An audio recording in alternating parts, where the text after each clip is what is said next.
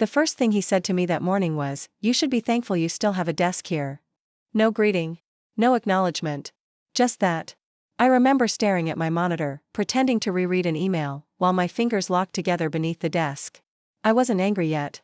Anger needs clarity. What I felt instead was disorientation, the kind that makes time slow down. After everything I had done, how was I still considered optional? I sat there for a few seconds longer than necessary, letting the sentence echo, replaying it as if I'd misheard. I hadn't. His tone was casual, practiced. Like he'd said it before. Like he believed it. Let me go back. My name is Elena Moore. I'm 34 years old. For nearly 5 years, I was the person no one saw but everyone relied on. No spotlight, no applause, no title. That reflected reality. Just quiet consistency. I was always the first badge swipe in the morning and usually the last light still on at night, long after the office chatter had faded into silence. While others eased into their day with coffee and conversation, I was already buried in performance reports, refining projections, rebuilding presentations line by line. When a contract stalled, I was called. When a client hesitated, I was sent. When something broke, I fixed it before anyone higher up even noticed it had cracked. I didn't ask questions. I didn't ask for credit. I just delivered. There was Vanguard Systems, the highest risk account the firm had taken on in a decade. I worked 16 consecutive nights to salvage it, sleeping twice on the office couch because it didn't make sense to go home. Then came Helix Partners, a board so divided it took me nearly 3 months to reframe their agreement clause by clause until consensus finally formed. And most recently, Nova Consortium, a 2-year deal so large it single-handedly stabilized the company's projected revenue. To close Nova, I crossed 3 states in 1 week, canceled a long-planned family visit, and missed my mother's pre-op consultation. I told myself there would be time later. There always is, until there isn't. I never complained. Not once. I assumed, naively, that results spoke louder than requests, that consistency eventually turned into security. So when those 3 contracts finalized back-to-back, I thought the message was undeniable. I believed this was the point where effort turned into recognition, where contribution finally became visible. I scheduled a meeting with Thomas Reed, the recently appointed regional director. He had been with the company less than 6 months and still confused names during staff meetings. I prepared meticulously. Revenue summaries. Growth impact. Retention data. Risk mitigation outcomes. I checked the numbers twice, then once more. It wasn't just about compensation. It was about being acknowledged as more. Then infrastructure. That morning felt unusually still. Not rushed. Not chaotic. Just quiet in a way that sharpens your senses. I stood outside his glass-walled office, folder pressed against my side, catching my reflection in the tinted panel. My blazer was crisp. My hair neatly pulled back. I looked composed. Focused. My grip tightened slightly, not from nerves, but restraint. I wasn't there to clean up a problem or smooth over a client dispute. I wasn't there to shield someone else's mistake. I was there for myself. After years of being essential yet unnamed, I wanted one thing, to be seen. Not praised. Not celebrated. Just recognized. I took a single breath and opened the door. Thomas didn't look up. He sat at the head of the table, scrolling through his phone, one leg crossed casually over the other. I waited, standing longer than necessary, until his attention finally drifted my way. There was no smile. No courtesy. "Let's keep this brief," he said, motioning to the chair opposite him. I sat and slid the folder across the table. "I'll be concise," I replied, keeping my voice even. "Over the past year, I've led and closed 3 major contracts, Vanguard, Helix, and Nova, totaling just over $16 million in revenue. In each case, I managed negotiations, mitigated risk, and secured long-term retention. I'm requesting a formal salary review based on that performance." He looked at the folder the way someone looks at something left behind by mistake. Then he leaned back. "You know," he said slowly, "you should really be grateful you're still employed." I blinked once. "I'm sorry?" He smirked. "What you did? It's fine. But let's not exaggerate. Anyone on your team could have handled those accounts. You were just positioned well." The room seemed to lose oxygen. My hands were still on the table, but sensation drained from them. I tried to respond, measured, factual, but the words stalled somewhere between thought and voice. Logic didn't matter here. The decision had already been made before I walked in. He stood and walked toward the window. "Ambition is healthy," he added without turning around. "But entitlement? That's dangerous." I nodded automatically, stood, and moved toward the door. As my hand reached the handle, I heard him murmur, almost absent-mindedly, "You people always want more." That was the moment. Not the dismissal. Not the numbers ignored. That phrase. You people. He hadn't just minimized my work. He'd erased my place. I left without looking back. My hands shook, but my eyes stayed dry. Something fundamental had shifted. The air felt heavier, charged with a clarity I hadn't felt before. They believed they were in control. They had no idea what was already set in motion. The door closed behind me quietly. But the silence it left rang louder than any slam could. The walk back to my desk felt longer than usual, like the hallway had stretched just to test me. I kept my posture straight, shoulders back, eyes forward. That mattered. When you've just been reduced to something small, your body has to remember how to take up space before your mind does. Every step echoed louder in my head than it should have, each one reminding me that nothing had actually changed, except me. The office sounded the same as always, keyboards tapping, muted conversations, the low hum of the HVAC system, but it felt different now. Quieter in a way that wasn't calm. Quieter in a way that watched. I passed the break room and heard Thomas's voice again, this time lower, relaxed, paired with a soft laugh that didn't belong to him. She really came in like she was indispensable, he said. Another voice responded, amused. Some people don't know their place. There was laughter. Light. Effortless. As if I were a punchline, not a person. I didn't slow down. I didn't turn my head. But something inside me cracked, not loudly, not all at once. It fractured the way glass does when it finally gives under pressure. What hurt wasn't the insult itself. It was how easy it was for them. How natural dismissal had become. Like erasing someone was just another part of the workflow. At my desk, I sat down the way I always did. Same chair. Same screen. Same inbox flooding with subject lines I knew by heart, deadlines, follow-ups, revisions. Work that still needed doing. Work that, somehow, was still expected of me. I opened an email at random and stared at the words without reading them, the letters blurring together until they lost meaning. Across the room, I noticed Mark watching me. We used to grab coffee together during late nights. He'd once thanked me for helping him save a presentation that would have cost him his promotion. Now there was no warmth in his expression, just curiosity, edged with something like relief. Like he was glad it wasn't him sitting where I was. He leaned toward a junior analyst and whispered something. She smiled. Not openly. Just enough. That was the worst part. No confrontation. No open hostility. Just subtle shifts, glances, silences sharpened into weapons. I'd spent years being the safety net, the quiet fix, the one who absorbed pressure so others could breathe easier. And now, standing in plain sight, I was invisible again, except this time, I was exposed. I looked down at my hands resting on the keyboard. Steady. Familiar. They didn't feel like mine. They felt borrowed, like they belonged to someone who still believed effort guaranteed security. That was when the thought arrived, clear and sharp, if I stay silent, I will disappear. They didn't need to fire me. They just had to ignore me long enough that I'd start questioning my own value. I'd seen it happen before.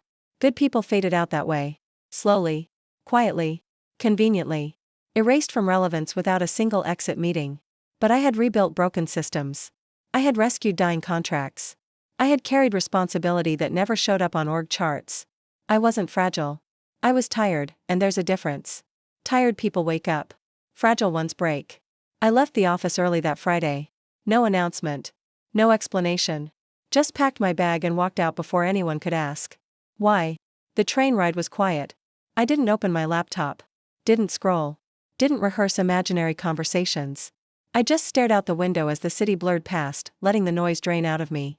Saturday morning, I boarded an early train with a small overnight bag and the weight of months I hadn't allowed myself to feel. I hadn't visited my mother in longer than I cared to admit. The last time I promised, I canceled the night before. The Nova deal had been too critical. She'd understood. She always did. That understanding had cost her more than she ever said. When I arrived, she was sitting on the porch wrapped in a light blanket, tea warming her hands. She smiled like I'd never left, like time hadn't passed differently for us. I sat beside her without explaining, without apologizing, not because I didn't feel it, but because words would have broken me. We sat in silence. Real silence. The kind that doesn't judge or rush you forward. That night, in my old bedroom, walls still carrying traces of who I used to be before deadlines defined me, I opened my laptop. Not out of anger. Out of clarity. I pulled up my contact list and paused, fingers hovering longer than necessary. Then I started writing. The first email was to Vanguard. Warm. Professional. Personal. Gratitude. Availability. Nothing overt. The second went to Helix. The third to Nova. Same tone. Same restraint. I didn't mention the company. I didn't mention Thomas. I didn't need to. People remember who stands with them when things matter. When I finished, I stared at the 3 drafts, heart steady. No drama. No declaration. Just alignment. One by one, I pressed send. No replies came that night. No validation. Just a quiet certainty settling into place. Monday arrived like any other day. Same lights. Same coffee machine. Same routine. No one treated me differently, at least not yet. And maybe, on the surface, nothing had changed. But inside me, everything had. I wasn't waiting anymore. I was watching Monday morning unfolded with mechanical precision. The office lights flickered on at exactly 7:45, the coffee machine hissed and sputtered like it always did, and one by one, keyboards joined the low, steady rhythm of productivity. I arrived on time, not early, not late. Deliberate. I set my bag down, powered on my laptop, and took my seat as if nothing in the world had shifted. Outwardly, nothing had. No comments. No glances held too long. No sudden interest or concern. It was almost impressive how effectively the place pretended I was unchanged. I opened my inbox and scanned the top few messages, routine updates, calendar reminders, internal threads that required no urgency. I answered what needed answering. I moved when movement was expected. I blended in. But I wasn't working the way I used to. I was watching. Every sound felt sharper now. Every pause between conversations carried weight. I noticed Thomas pacing once near the conference rooms, phone pressed tight to his ear, his voice clipped before he disappeared behind glass. I noticed Mark refresh his inbox twice in under a minute. I noticed how often the receptionist glanced toward the executive wing. By noon, nothing had happened.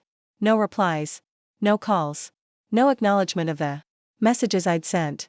The quiet stretched, thin and tense, like a held breath that refused to release. I felt it humming under my skin, not anxiety, not fear. Readiness. The kind that comes right before something gives way. I kept my face neutral. Calm. Controlled. People underestimate stillness. They mistake it for submission. That evening, instead of taking the train, I walked. The sky had turned a dull steel gray, the kind that presses down on the city without warning. I needed air. Space that wasn't fluorescent. At home, I changed into an old sweatshirt, let my movements slow for the first time in days. No laptop open on the table. No notes spread across the counter. I was rinsing a dish when my phone rang. Not a text. Not a notification. A call. I froze for half a second before drying my hands and checking the screen. Vanguard Systems. My pulse picked up, but my breathing stayed steady. I answered on the 3rd ring. Elena Moore speaking. There was no small talk. No polite easing in. Elena, the voice said. I recognized it immediately, Claire Hastings, Vanguard's executive liaison. Direct. Unfiltered. We've been informed that you're no longer overseeing our account. Is that accurate? I hesitated. Just long enough to choose precision over instinct. Yes, I said. That's correct. There was a pause. Not confusion. Calculation. Then we have a problem, she replied. Our board approved this partnership based on your leadership. If you're removed, we're not comfortable proceeding. I leaned against the counter, the room suddenly very quiet. They've assigned a replacement, I said carefully. We don't want a replacement, Claire said.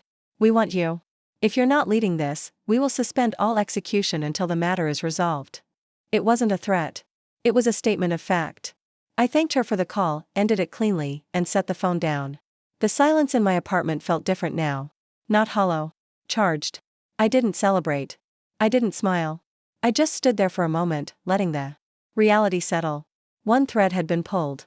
The next morning, the office felt off before I even sat down. Conversation stopped when I passed. Someone closed a browser tab too quickly. At 9:12 a.m., my inbox chimed. Subject, immediate personnel clarification, Helix Partners legal team. I opened it slowly. They were polite. Formal. Firm. Helix had been notified of a personnel change affecting their primary liaison, me. According to contract terms, any such change required written approval. Approval that had neither been requested nor granted. They expected continuity. They expected confirmation. By end of day. I read the email twice. Not because I needed to. Because I could. At 11:03 a.m., the receptionist appeared at my desk with a courier envelope. Thick. Cream-colored. My name typed neatly across the front. The return seal bore the insignia of Nova Consortium. I didn't open it right away. Across the floor, heads turned. Whispers followed the envelope as if it carried sound. I waited until the receptionist walked away, then opened it carefully. Inside was a formal invitation. No interview. No exploratory language. An offer to join Nova's Asia-Pacific operations team as a senior director. Compensation outlined. Relocation options listed. Signature pending. They weren't asking who I was. They already knew. The air around me shifted. I felt it ripple outward, subtle but undeniable. People noticed. They always do when power changes direction. By mid-afternoon, Thomas had scheduled an emergency meeting, urgent, all hands. I didn't attend. No one asked why. I sat at my desk, calm, composed, while the pressure mounted. Behind glass walls. Then I did something simple. I printed everything. Vanguard's warning. Helix's demand. Nova's invitation.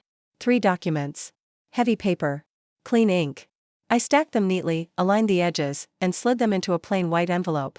No labels. No embellishment. I tucked it into my bag. I didn't need to announce what was coming. The system already knew a Monday morning arrived clear and deceptively calm. The sky outside the office windows was a pale, uninterrupted blue, the kind that made everything feel orderly even when it wasn't. I didn't rush. I didn't rehearse anything in my head. There was nothing left to practice. The envelope rested inside my bag, flat and unassuming, as if it carried nothing more than routine paperwork. Yet I could feel its weight, not physical, but decisive. It marked the end of something that had already been hollow for a long time, even if no one else had admitted it yet. I walked through the glass doors at exactly 10 a.m. The shift in the room was immediate. Conversation stalled mid-sentence. A laugh died halfway through the air. Chairs creaked as people adjusted in their seats, suddenly interested in their screens, their coffee, anything but me. Darren. Avoided eye contact entirely. Others watched me from the corners of their vision, careful not to be obvious. They'd seen the courier on Friday. They'd felt the tension ripple through the floor like a quiet warning. They just didn't know where it would land, or who would still be standing when it did. As I moved forward, I noticed details I'd never paid attention to before: the hum of the lights, the faint clicking of keyboards, the way people lowered their voices without realizing it. The office didn't feel like a place of authority anymore. It felt like a place waiting for a verdict. I walked down the corridor toward Thomas Reed's office. Each step felt measured, intentional, as if the building itself were taking note. His door was slightly ajar. I knocked once and stepped inside without waiting for an answer.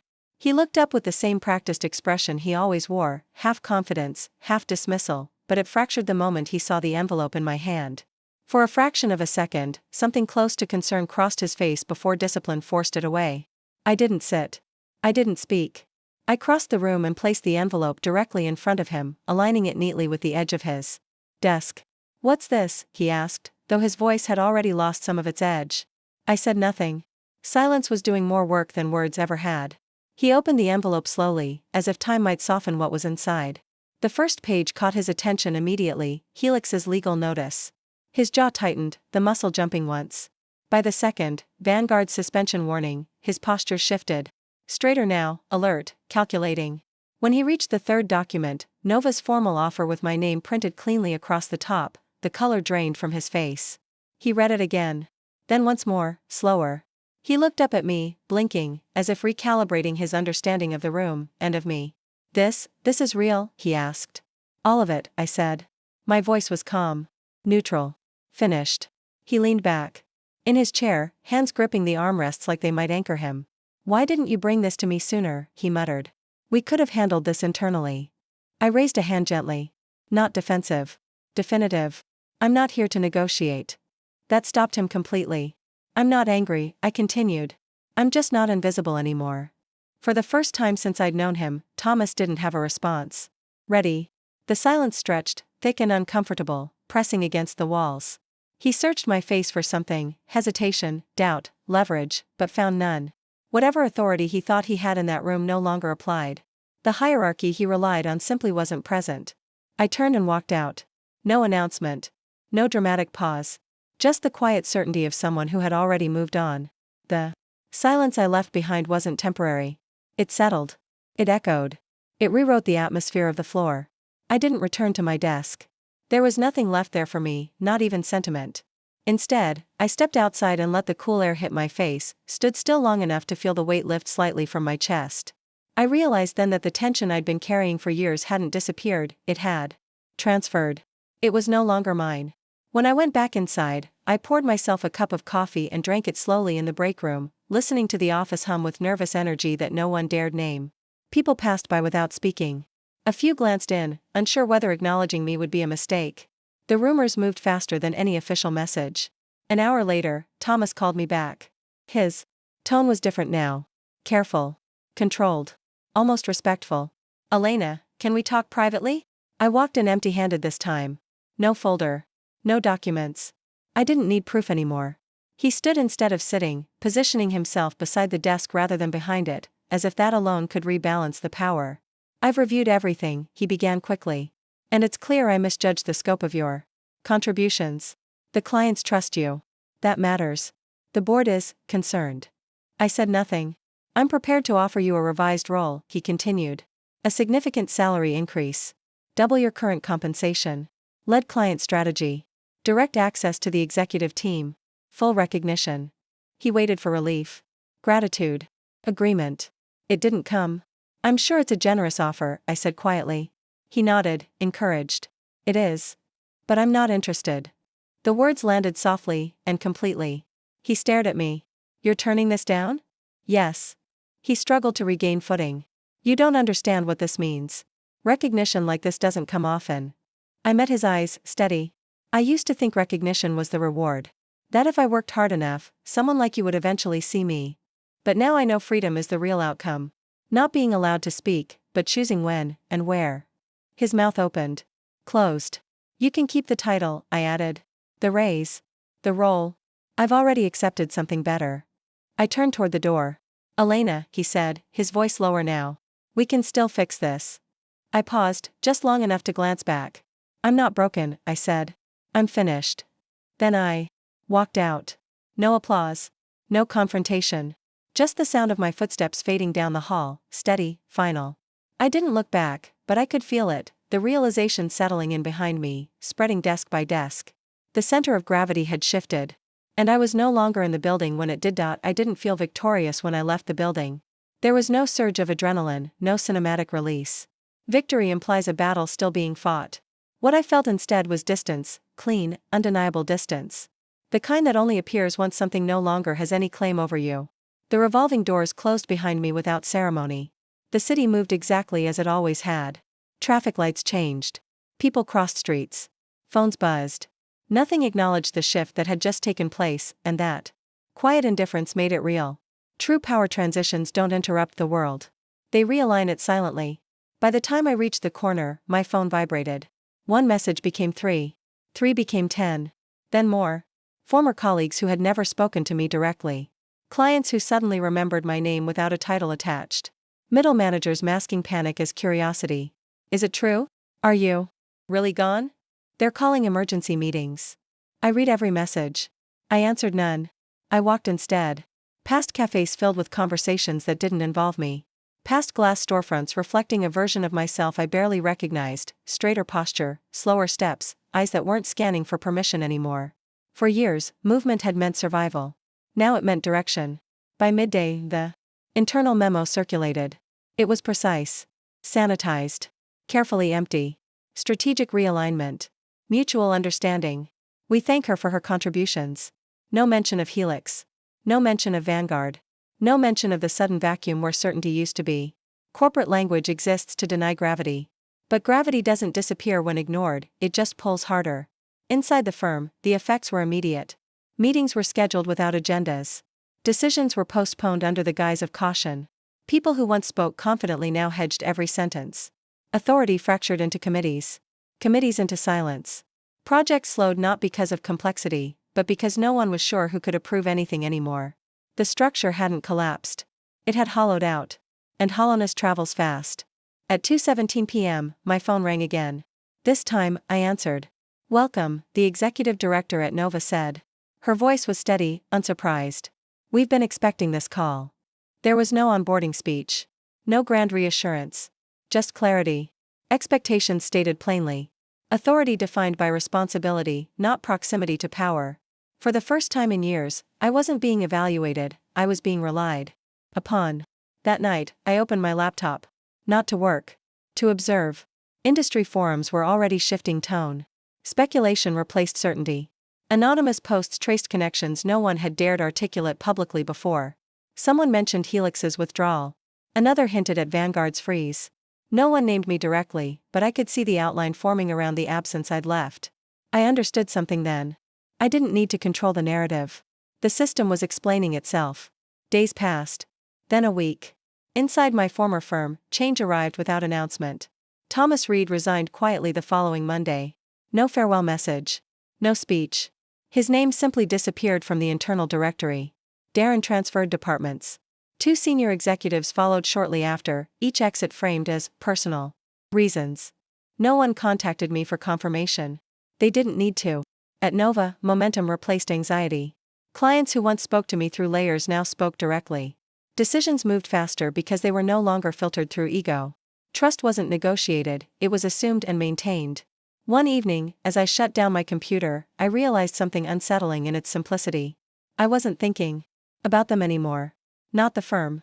Not the people. Not the dismissal. The mental space they had occupied for years was empty, and nothing rushed in to replace it. That absence wasn't loss. It was freedom. Power, I learned, isn't leverage. It's optionality. Weeks later, an email arrived from a junior analyst at my old firm. Short. Careful. Honest. Watching you leave made me realize I wasn't imagining things. I thought I was failing. Turns out, I was just unseen. Thank you. I stared at the screen longer than necessary. When I replied, it was brief. You were never invisible. Systems just pretend not to see what they can't control. I closed the laptop. Some stories end with revenge. Others end with forgiveness. This one ended with alignment. I didn't expose anyone publicly. I didn't burn the structure down. I stepped out of it. And once my weight was gone, it collapsed under the strain it had been hiding all along. There was no headline written about what happened next. No article dissecting the collapse, no case study explaining the chain reaction. And that was fitting. Because the most important shifts rarely announce themselves. They simply change who gets invited into the room, whose voice is trusted, and whose absence becomes impossible to ignore. Somewhere inside that company, new hires would be told stories about a period when things suddenly stopped working, without ever knowing why. They would never know my name. And that was fine. Influence doesn't require credit when impact leaves fingerprints everywhere. That was the lesson. Empires don't fall because they're attacked. They fall because they miscalculate who they can afford to overlook.